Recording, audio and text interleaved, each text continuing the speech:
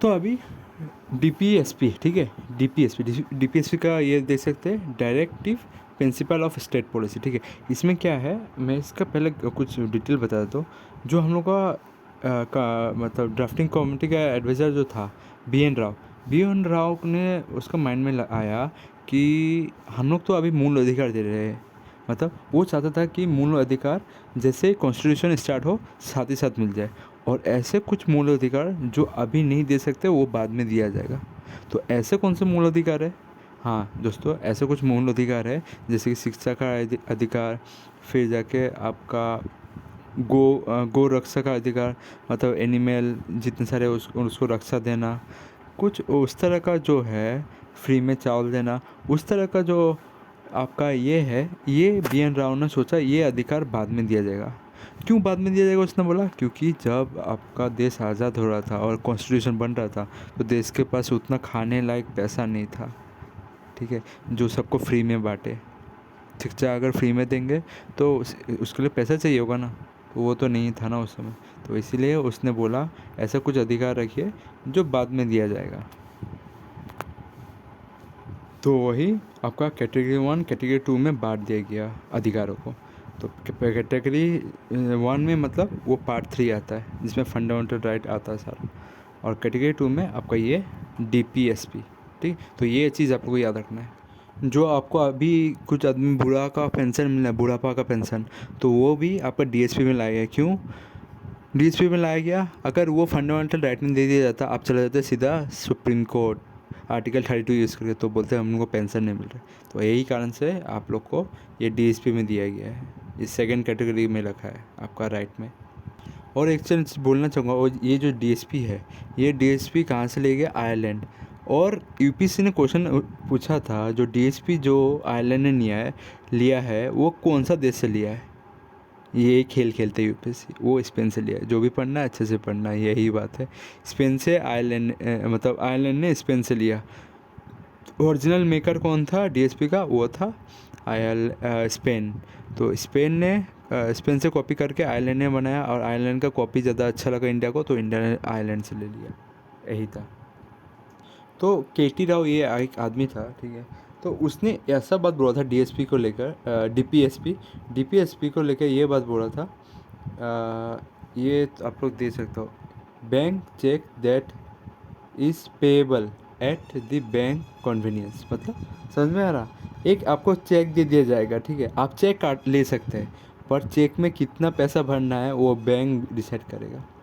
तो यही है, ये आपको आज़ादी नहीं दिया गया, आप जितना भरेंगे वो बैंक उतना दे देगा। यही डीपीएस में रखा गया है कि आप लोग के लिए कौन सा पॉलिसी लाना है वो सरकार के हाथ में रहेगा, और सरकार अपने हिसाब से वो उस पैसा को डिस्ट्रीब्यूट करेगा, चाहे वो पेंशन हो, चाहे वो राशन हो, चाहे वो बीपीएल कार्ड में जो भी फैसिलिटी मिलता हो, फ्री इलेक्ट्रिसिटी, वो सब जो भी दे रहा है सरकार, वो डीएसपी के अंदर आता है, ठीक है। तो आपको ये स्टेटमेंट याद रखना, bank cheque that is payable at bank convenience. ये किसने बोला था? के टी राव। बैंक अपना मुताबिक चेक में पैसा भरेगा। ही कॉल्ड डीपीएसपी, और उसने क्या बोला था? ए नीडलेस फ्रॉड। इसमें कुछ फ्रॉड धांधली करके नहीं दे सकता, ठीक है, ए नीडलेस फ्रॉड। फिर जगह और एक क्या बोला था? Great window dressing without stroke breath the dressing, ठीक है, great window dressing without stroke breath of dressing, ये भी उसने बोला था। तो ये वाला स्टेटमेंट आपका आपका जो ये स्टेटमेंट दिया गया है, the directive principle of state policy is a novel future. Novel future मतलब कल्याण वाला जो कार्य होता ना, कल्याण वाला कार्य। तो वही स्टेटमेंट किसने दिया था? ये भीमराव अम्बेडकर ने दिया था, ठीक है। ये डीपीएसपी जो है, डीपीएसपी ये एक कल्याण वाला कार्य है, फ्यूचर है, ठीक है। नोवेल फ्यूचर उसने बोला था इंग्लिश में। फिर आपका और एक चीज़ बोला था, ये जो भीमराव अम्बेडकर ने बोला था कि ये जब लागू हो जाएगा ना, वो सामाजिक और आर्थिक लोकतंत्र देगा आदमी लोग को। समझ में आया? यही लिखा हुआ देखो, it goal has to spread the concept of economy and social democracy. सामाजिक और आर्थिक लोकतंत्र देगा। तो आपको आज़ादी मिल गया ना इससे। तो इसमें यही आप समझ सकते हैं कि इसमें धनी लोग को छोड़ दिया गया, गरीब लोग को पर ज़्यादा ध्यान दिया गया है। तो धनी लोग तो धनी होते रहते हैं, तो ये पॉलिसी से क्या होगा, गरीब और धनी के बीच भेदभाव कमेगा, सामाजिक संतुलन लाएगा। जो धनी भी खरीद सकता है वो गरीब भी खरीद सकता है।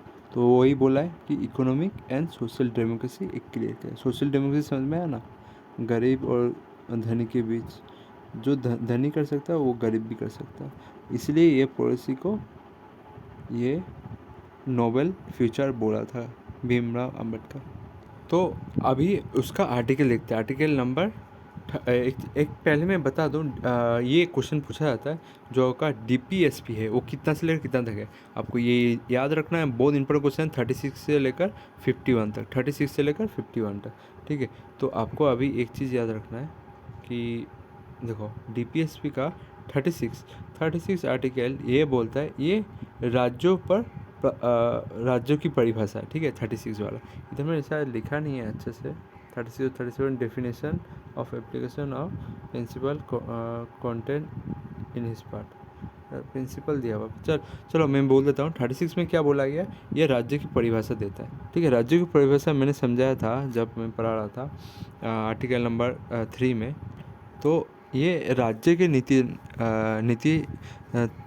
नद्व है, ठीक है। मतलब स्टेट DPSP, ठीक है। स्टेट DPSP में क्या, राज्य किसे कहते हैं, राज्य उसे कहते हैं जो संस्था जिसके कोई एक बाउंड्री फीस हो, जो अपने लिए कानून बनाता हो और उसको चलाता हो, उसे हम लोग राज्य कहेंगे, ठीक है। राज्य का ये डिफिनीशन। तो आपको ये याद रखना है, ये जब परिभाषा अगर किसी में लागू हो रहा है तो ऐसा बात नहीं है कि स्टेट गवर्नमेंट ही ध्यान देना है, नहीं। DPSP इसलिए बनाया गया है, अगर सेंट्रल गवर्नमेंट होगा तो सेंट्रल गवर्नमेंट को देखना है, स्टेट गवर्नमेंट को देखना है। और साथ साथ अगर स्टेट गवर्नमेंट का बिजली विभाग है, करंट विभाग का कुछ एरिया है तो उसको भी वो चीज़ देखना पड़ेगा, ठीक है, क्योंकि वो भी उसका एरिया में आता है। तो सब जितना सारा है सबको मिलकर देखना पड़ेगा, इसमें लिखा गया है, ठीक है। तो एक अभी आ गया ये सब काम राज्यों को देना है, ठीक है। तो आर्टिकल 36 DPSP का यही लिखा गया है, ये जो आपको देना है, ये फैसिलिटीज़ देना है वो राज्यों को ही देना है, ठीक है। तो राज्यों और सेंट्रल गवर्नमेंट मिलकर तो सब देगा, पर राज्यों को वो सब आपके लिए ये नियम कानून ठीक करना पड़ेगा, ठीक है। राज्यों को ये नियम कानून ठीक करना पड़ेगा। और अभी उसका नेक्स्ट 37 में क्या बोला गया है, अगर आप लोग को, ठीक है, अगर आप लोग को राज्य वैसा फैसिलिटी नहीं दे रहा है, आपको फ्री चावल, राशन कार्ड ये सब नहीं दे रहा है, पेंशन नहीं दे रहा है, तो आप ऐसा नहीं कर सकते कि जाके सुप्रीम कोर्ट में केस ठोक दे, हाई कोर्ट में केस ठोक दे, ये हम लोग का राइट छीना जा रहा है, नहीं। यही आप लोग का आर्टिकल नंबर 37 में लिखा गया है, ठीक है। इसका आर्टिकल नंबर 37 में।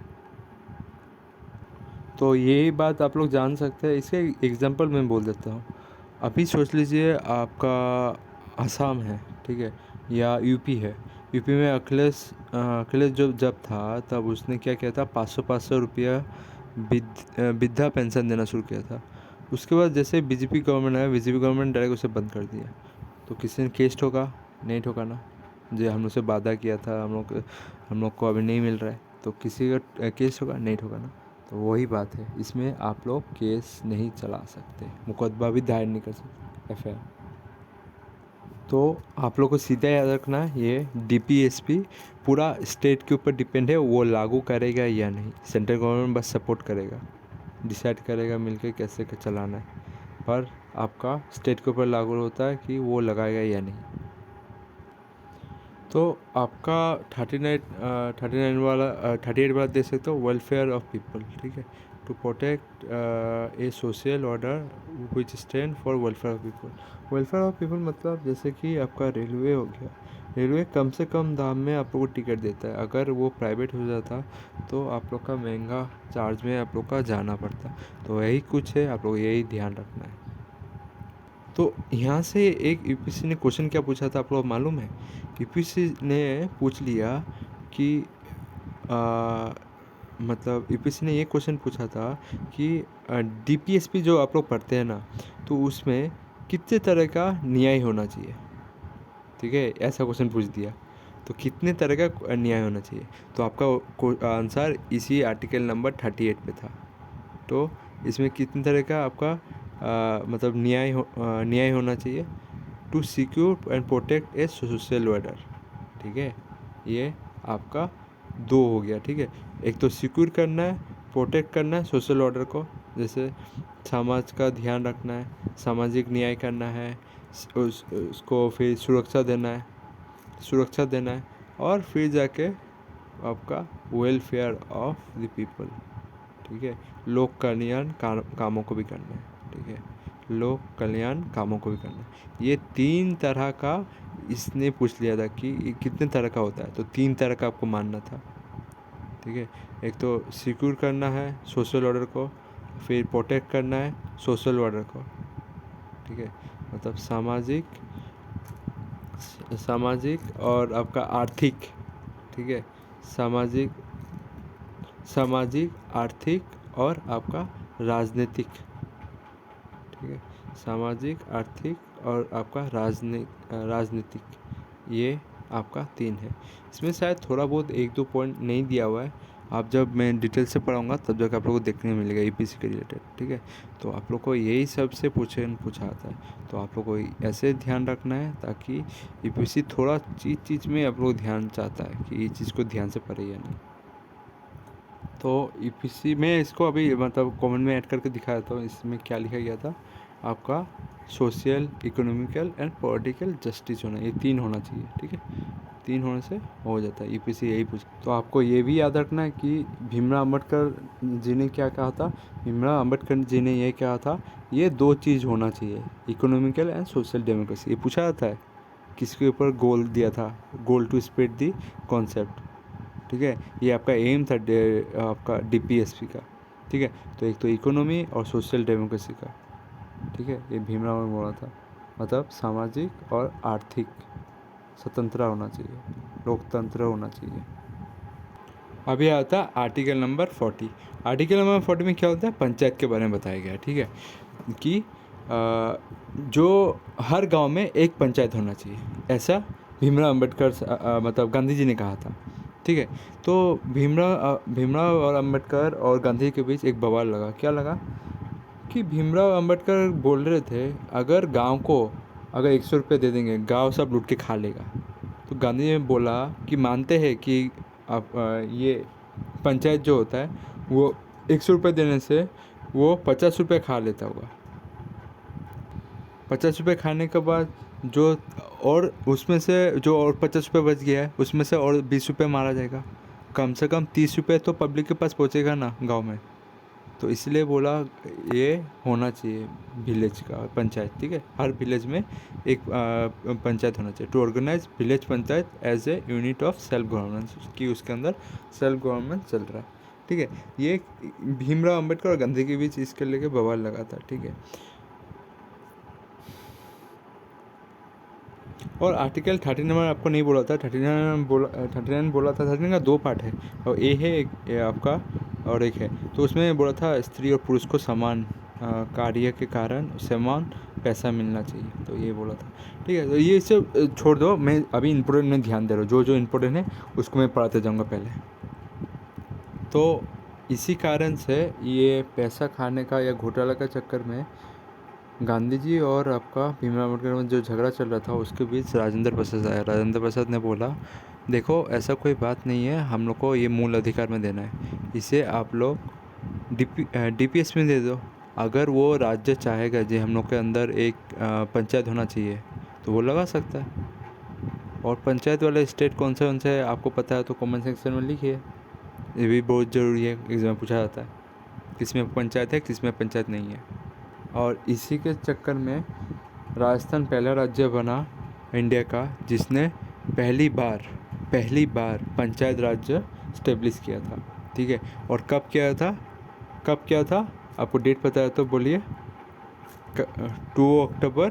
ठीक है, 1959, बहुत इंपॉर्टेंट डेट बता रहा हूँ, ये आपका एग्ज़ाम में पूछा जाता है कि पंचायत राज कब स्टेब्लिश किया गया था। आपको याद रखना है 2 अक्टूबर 1959। ठीक है, किसके द्वारा, राजस्थान स्टेट द्वारा। तो इसमें से एक चीज़ याद रखना, जो आपका पंचायती राज है ना वो आपका 243 में आर्टिकल 243 में देखने को मिलता है। अभी आप लोगों को एक दिमाग में याद आ रहा होगा, मैंने तो आर्टिकल 40 में पंचायती राज पढ़ाया था, पंचायत के बारे में, ठीक है। तो ये डीपीएसपी है, ये आपका कंपलसरी नहीं है, ये स्टेट चाहे लागू कर सकते हैं या लागू भी नहीं कर सकता। अगर आपको लागू करना, अगर आपको कंपलसरी बनाना है तो सीधा उठा के लेके चला जाओ 243 पर। तो 243 पर आप कंपलसरी बना सकते हो, ठीक है। तो इससे कंपलसरी बनाने का एक ही तरीका है, 243 में अगर उठा के लेके चले गए तो आपको स्टेट में लागू होगा परमानेंटली, हमेशा के लिए। तो ये चीज़ आप जान सकते हो। जैसे ही सरकार बदलेगा वैसा नहीं कि ये पंचायत राज हट जाएगा, नहीं हटने वाला है।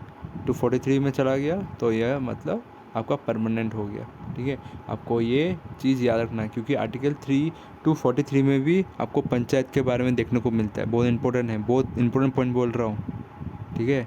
ये एग्ज़ाम पूछा जाता है, 243 में भी देखने को मिलता है। तो आपको याद रखना है डीपीएसपी किसने दिया था, स्टार्टिंग से बोल देता हूँ, BM राव ने दिया था, ठीक है। BM राव, जो आपका ड्राफ्टिंग कमेटी का एडवाइज़र था। नंबर 42 क्या है?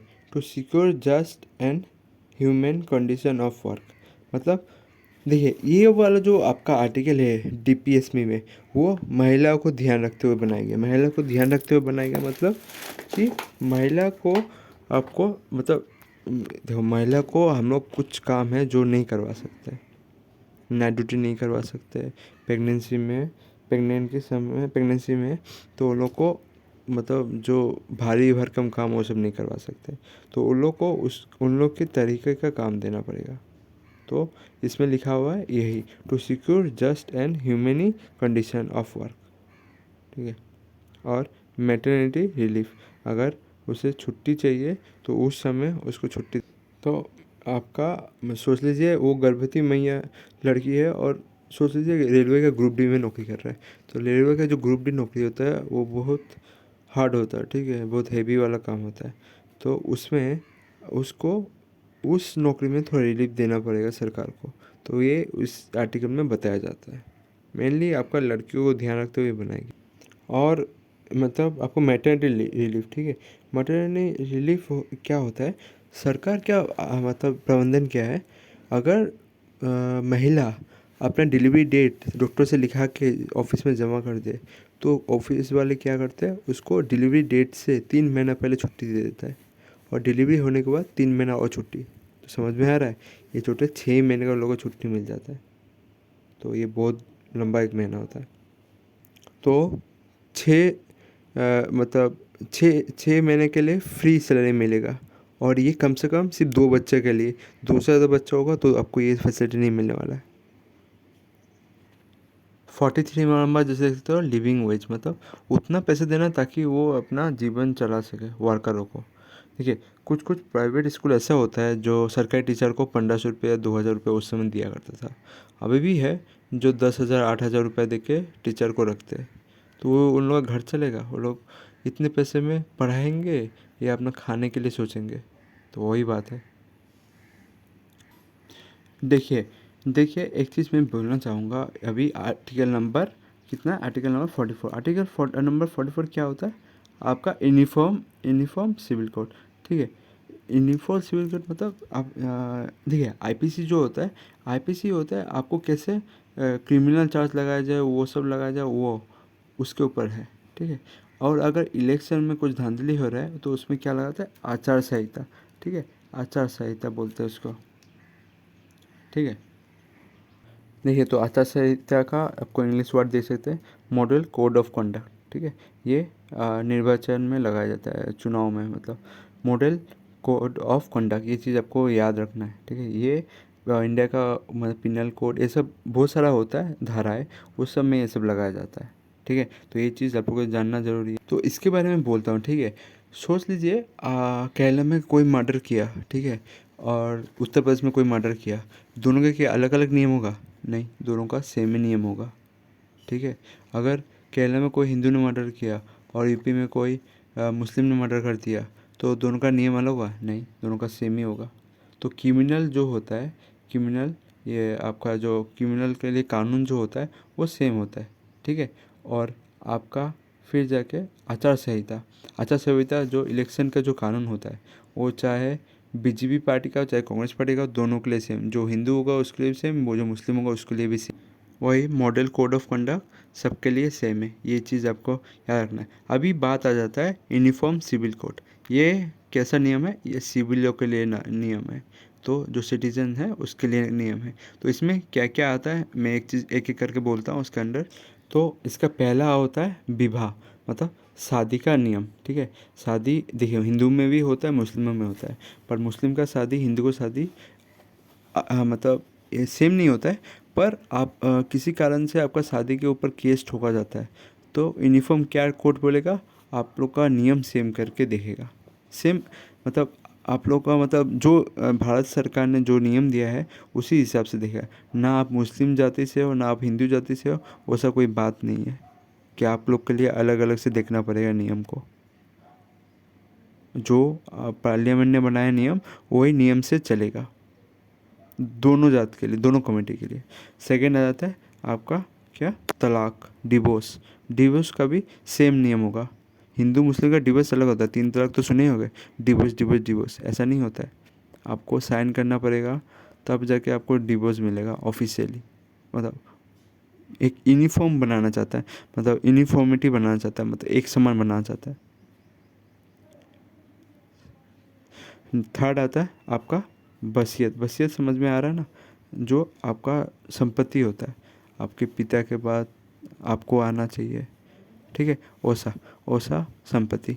तो पहले तो यह पहले तो सबको पता था, जो अब पिता माता गुजर जाने के बाद उसको बेटा को सारा संपत्ति मिलता है। पर आजकल गवर्नमेंट ने क्या कर दिया, उनके बेटे को भी अपना हक देना शुरू कर दिया। ठीक है, तो इसके ऊपर भी यूनिफॉर्म सिविल कोड लागू होता है। मुस्लिम के लिए और हिंदू के लिए कोई अलग अलग नियम नहीं हो रहा है। 4 नंबर, एडॉप्शन। कोई भी अगर बच्चे को एडॉप्शन ले रहे हो उसके लिए भी तुम्हारा नियम सेम होगा। तो एडॉप्शन का ये क्राइटेरिया जानना ज़रूरी है।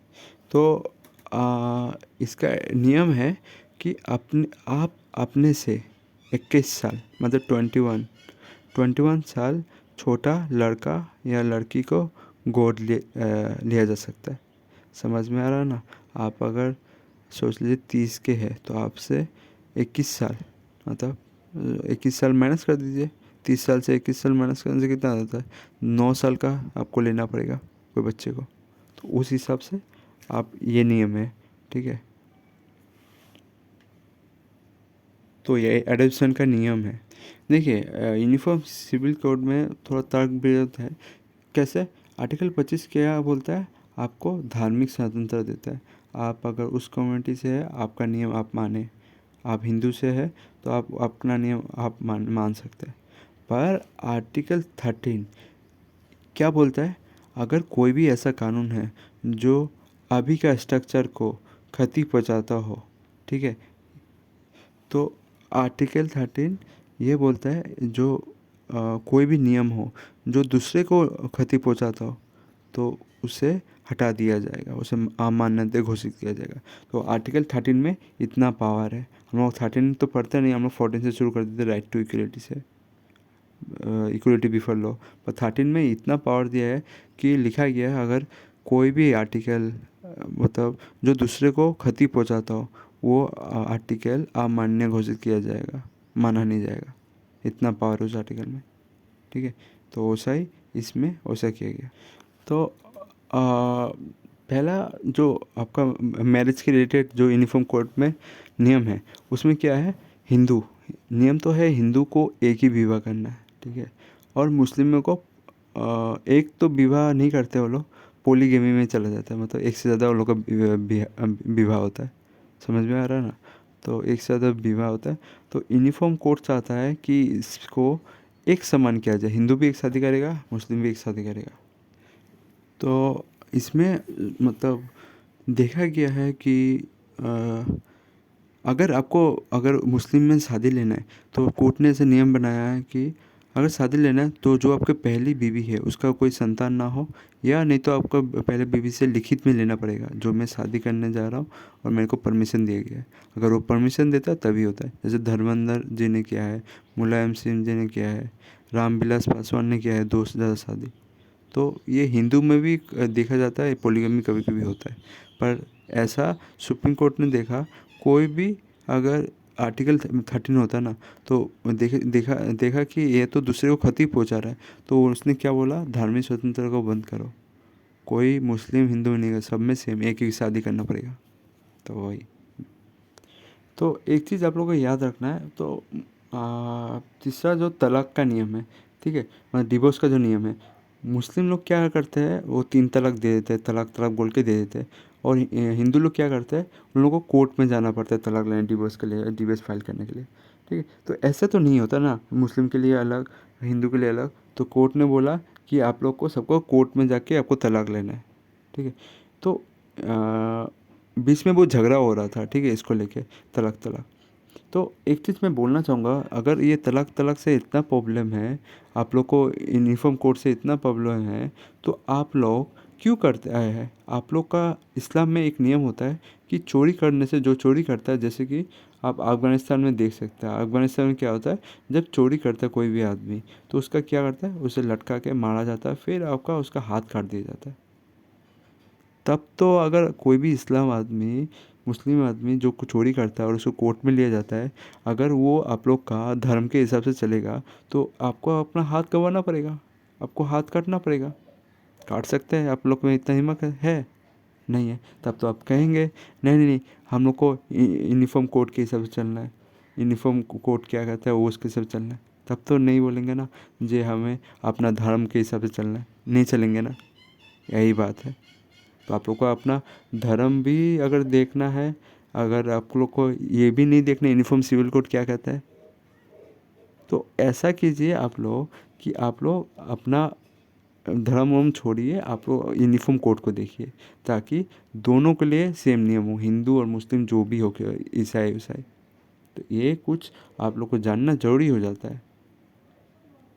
आप लोग अपने मन मर्जी से बोल नहीं सकते ये धर्म, ये नियम सही है मेरे लिए, ये नियम सही नहीं है, अपने अपने हिसाब से ना, इसलिए यूनिफॉर्म कोड लाया जा रहा है।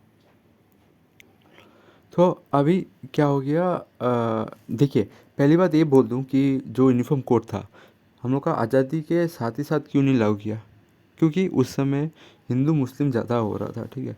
तो अगर उस समय ये सब मतलब लगा दिया जाता, तो आप लोग को पता ही था, हिंदू नहीं छोड़ने वाले थे मुस्लिमों को, मुस्लिम नहीं छोड़ने वाले हिंदू को, ठीक है। तो उस समय भीमराव अम्बेडकर वैसे बैठ के क्या कर दिया, इसको स्टेटों पे छोड़ दिया, तुमको अगर लगाना है आगे जाके तुम लगा सकते हो। तो इंडिया का एक ऐसा राज्य है जिसमें यूनिफॉर्म सिविल कोड है, कौन सा राज्य है? वो गोवा है, ठीक है। तो कोई भी राज्य जिसको लगता है जो यूनिफॉर्म कोड लगा सकता है, तो वो अपने हिसाब से उसे लगा सकता है। तो ये राज्यों के ऊपर पूरा छोड़ दिया गया। तो ऐसा ही है, अभी सेंट्रल गवर्नमेंट कोशिश कर रहा है इसे लाया जाए, विधेयक पास करके, मतलब एक कंपलसरी बना दिया जाए। तो ये जो आपका जो था ना आर्टिकल नंबर 45, इसमें क्या बोला है, provision of earlier childhood care and education to the children below age of 6 year, मतलब जो 6 साल से कम है उसे मतलब कंपलसरी एजुकेशन देना है, और कंपलसरी क्या, अर्लियर एक केयर देना है और एजुकेशन देना है, कंपलसरी हो। तो ये अभी क्या मतलब 2002 में क्या किया था सरकार ने, 2002 में सरकार ने एक अमेंडमेंट लाया, कौन सा, 86 अमेंडमेंट, ठीक है। 86 अमेंडमेंट में सरकार ने क्या बोला कि जो हम लोग का जो ये आपका एजुकेशन का राइट है, जो हम लोग ने स्टेट के ऊपर छोड़ दिया था, उसे हम लोग अभी कंपलसरी बना देंगे। उतना तो स्टेट के ऊपर डिपेंड था, अभी उसको आर्टिकल 21A में लेके उसे कंपलसरी बना दिया गया, जो कि बोलता है 6 से लेकर 14 साल का बच्चे को एक कंपलसरी एजुकेशन देना जरूरी है। तो आपको ये याद रखना, अमेंडमेंट कब होता है, 86 अमेंडमेंट किसके रिलेटेड है, आपका एजुकेशन मतलब एज के रिलेटेड है, compulsory elementary education, compulsory compulsory elementary education के रिलेटेड है, ठीक है। तो आपको मानना है ये राइट टू एजुकेशन में गिरता है, ठीक है, राइट टू RTE, ठीक है, राइट टू एजुकेशन में गिरता है। तो ये आपको आर्टिकल ए में अभी देखने को मिलता है 45 को। तो याद रखना 45 वाला ही प्रोविज़न अभी आपका 21A फंडामेंटल राइट में देखने को मिलता है। और आपको एक चीज़ याद रखना है, बिलो अगर 6 में है, 0 to 6, तो उसमें हेल्थ में दिया जाता है, ठीक है। हेल्थ में कंपलसरी ध्यान दिया जाता है सरकार द्वारा। जैसे कि आपको वैक्सीन लगाया जाता है, BCG डी का इंजेक्शन लगाया जाता है, ताकि कुछ बीमारी से रोक टाक किया जाए। पोलियो का ड्रॉप दिया जाता है। तो ये क्या सरकार फ्री में देते हैं, कंपलसरी हेल्थ पे ऊपर ध्यान देता है। कौन सा इसमें, बिलो 6, ठीक है। और आपको 47 थोड़ा बहुत याद रखना है कि आपको पोषित आहार देना है। सरकार का ये काम है सबको पोषित आहार देना है। जैसे कि अभी मिड डे मील प्रोग्राम चलता है, ठीक है, तो इसके अंदर मिड डे मील लाया जाता है। फिर आपका प्रोविज़न ऑफ इंटॉक्सिकेंट जैसे शराब हो गया, ठीक है, शराब के ऊपर सरकार को प्रतिबंध लगाना है। तो अभी तो एक ही राज्य जो देखने में आ रहा है, जो कि बिहार है, बाकी राज्य ने नहीं किया है। तो बिहार ने इसी आर्टिकल का यूज़ करके उसके ऊपर बैन लगाया। तो बाकी राज्यों को भी करना धीरे धीरे, पर करते नहीं, क्योंकि उन लोग का रेवेन्यू का भी मामला आ जाता है, अच्छा खासा पैसा कलेक्शन होता है इससे। एक चीज़ मैं बोल दूँ, ठीक है, जैसे आप 21A देख रहे हैं, ये बाद में लाया गया था, ठीक है। जो भी चीज़ आप लोग का थोड़ा लेट से लाया जाता है, उसको ABCD ऐसे करके दे दिया जाता है उस आर्टिकल के अंदर। तो ये कुछ आप लोग को डिफरेंस याद रहना है। और मैं एक चीज़ बता दूँ, आपका ये 42 अमेंडमेंट देखने को मिलता है ना, ये 42 अमेंडमेंट जो है, इसको मिनी कॉन्स्टिट्यूशन क्यों कहा जाता है? क्योंकि इसे मिनी कॉन्स्टिट्यूशन बोलने का कारण है क्योंकि इसमें 59 बार अमेंडमेंट किया गया था, मतलब 59 पेजेस ऐड किया गया था हर बार जितना अमेंडमेंट हुआ। तो सोच सकते ना कितना बड़ा हो चुका था ये अमेंडमेंट, हर बार इसको ऐड किया जा रहा था, इसको यूज़ करके ऐड किया जा रहा था, इसको यूज़ करके ऐड किया जा रहा था। इसलिए ये इतना बड़ा हो गया था, इसको एक मिनी कॉन्स्टिट्यूशन जैसे ही बोला जाना शुरू कर दिया। और 48 में जा सकता है organisation of agriculture and animal husbandry on modern land, मतलब जैसे पशुपालन हो गया, ठीक है, पशुपालन पे ध्यान देना है, एग्रीकल्चर पे ध्यान देना है। एग्रीकल्चर तो ज़रूरी चीज़ है, पर आपको पशुपालन उतना सरकार ज़रूरी नहीं समझता है। और एग्रीकल्चर में आप लोग का एनवायरनमेंट भी इसके अंदर घुस जाता है, ठीक है। मतलब घास घास हम लोग को तो उतना तो ज़रूरी नहीं है, इनडायरेक्टली ज़रूरत होता है एनवायरनमेंट के लिए, ताकि आपका इकोलॉजी बैलेंस बना रहे। तो इस चीज़ के लिए आपका 48 में ये सब डाला जाता है, ठीक है। एनवायरनमेंट के रिलेटेड जो भी करना है वो 48 में डाला जाता है। 48A भी होता है, उसमें भी परिवार 48A होता है, उसमें बोला था एनवायरनमेंट के बारे में, ठीक है। इसमें नहीं लिखा हुआ है, उसमें है, आपको देखने में एनवायरनमेंट के बारे में उसमें देखने को मिलता है। तो आप लोग को 49 मतलब protect all monument and historic interest of the national importance मतलब हम लोग का जो धरोहर है, धरोहर मतलब समझ में आ रहा है ना, जो हम लोग को पुराने पूर्वज से मिला है। जैसे कि इंडस वैली सिविलाइजेशन में हम लोग को मूर्ति कुछ मिलता है, जो नटराज मिला है, या कुछ मूर्ति जो टूटा फूटा हुआ है, आपको बुद्ध देखने को मिलता है। एलोरा केव के अंदर जो पेंटिंग है, ये क्या है, हम लोग का धरोहर है। तो इस सब को हम लोग को बचा के रखने के एक काम है, इसलिए इसे DPSP में डाला गया, ताकि स्टेट सरकार, पंचायत और हम लोग को सेंट्रल गवर्नमेंट मिलके सब इसको सपोर्ट कर सके, ठीक है। और आपको पता है, जब आप लोग अगर साउथ इंडिया के मंदिरों में जाएंगे, तो आपको देख के दिमाग ख़राब हो जाएगा, ये मंदिर कैसे बना है। क्योंकि उन लोग का जो बनाने का तरीका है, 3 तरीका होता है। 3 तरीका होता है, एक गरुड़ शैली होता है, गरुड़ शैली, फिर द्राविड शैली की मंदिर, फिर होता है नागर शैली की मंदिर। ये 3 प्रकार के मंदिर होता है, ठीक है। बहुत क्वेश्चन पूछा जाता है, गरुड़, द्रविड़ और नागर शैली, ठीक है। तो ये पूछा जाता है कि गरुड़ शैली की मंदिर ये किस टाइप का मंदिर है, उसमें क्या अलग सा डिज़ाइन आता है। नागर शैली में क्या देखने को मिलता है, डेविड शैली में क्या देखने को मिलता है। डेविड में तो आर्यन जो बाहर से आए उस, सॉरी, डेविड मतलब साउथ इंडियन को वो बोलता है, ठीक है। तो इस तरह का आपको याद रखना है। जो हम लोग का सतवाना जो डायनेस्टी है, जो महाराष्ट्र और कर्नाटक के आसपास था, उसने पहले शीशे का सिक्का, मतलब तो देख सकते हैं ना, ये आपका सद्भावना ने क्या किया, लेड समझ में आ रहा, PB आपका जो केमिकल फॉर्म होता है। लेड का कॉइन पहली बार यूज़ किसके किए, इसको यूज़ की इसके द्वारा किया गया, आपका सातवाहना डायनेस्टी द्वारा किया गया। ठीक है, बहुत इंपॉर्टेंट है, बहुत आपको समझना है। तो लेड पहला कॉइन ये किसके द्वारा यूज़ किया इंडिया में, वो सातवाहन डायनेस्टी। तो ये आप लोग को चीज़ याद। तो ये क्या है, हम लोग का धरोहर है, हम लोग का जो कॉइन देखने को मिलता है मौर्य गुप्ता ये सब सब आप लोग का धरोहर है। और आप लोगों को क्या पता था, ये मैं थोड़ा एक चीज़ था। तो 48A में जो होता है आपका नेशनल ग्रीन ट्रिब्यूनल, ठीक है, नेशनल ग्रीन ट्रिब्यूनल इसके अंदर आता है। ये आपका एनवायरनमेंट के रिलेटेड सारा कुछ देखता है, पेड़ काटना, डिफॉरेस्टेशन होना, सड़कों पर केस ठोकना, तो ये करता है। तो इसके अंदर इसका स्थापना किया गया था। तो ये कुछ आप लोगों को याद रखना है, 48A के अंदर आता है।